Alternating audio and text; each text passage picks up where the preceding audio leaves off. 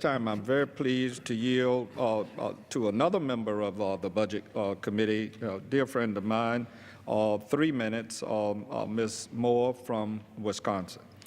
Thank you so much. May I make the gentlewoman from Wisconsin, Mrs. Moore, is recognized for 3 minutes. Before I start, may I make a parliamentary inquiry, sir? Mr. Speaker. The gentlelady will state her inquiry.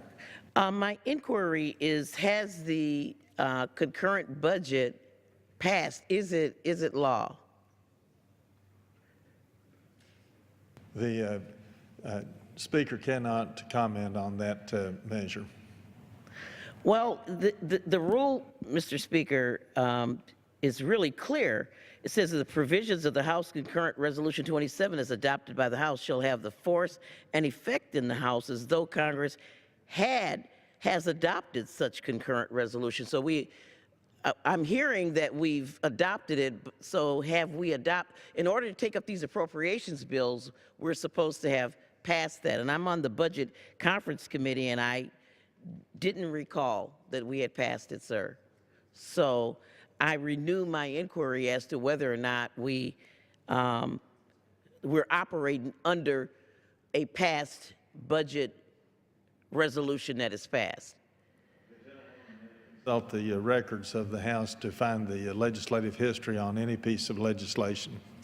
Okay, thank you, sir. I rise, Mr. Speaker, in opposition to this rule because once again, here we are with all kind of flowery notions about the law and so forth, and we're actually deeming this budget as passed. And as a member of the Budget Conference Committee, I can tell you that the reason for the delay is not because there was an attempt to reach a bipartisan agreement. Oh, no. The Democratic budget conferees had been completely shut out of the budget negotiation process. You would think that without these pesky Democrats in the way, would not have been that hard for the majority-controlled House and the Senate to come up with an agreement of how best to shred the social safety net, drive more people into poverty, cut our investments in infrastructure, block grant Medicaid / SNAP in the Affordable Care Act, and then, of course, keep the money and the savings from the Affordable Care Act, and take 69% of non-defense cuts from low-income and moderate-income families. They could have done it. So instead of the majority party governing, they've resorted to this Plan B and deeming the budget as passed. Now, you know, this Republican budget claims to balance in 10 years, but it doesn't do it. It gets the savings from the Affordable Care Act, which it eliminates.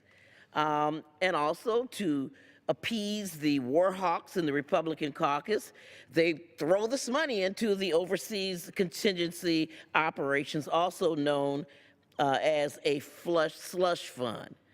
And in the underlying budget, we see the Republican Party doubling down on the same cut our way into prosperity approach.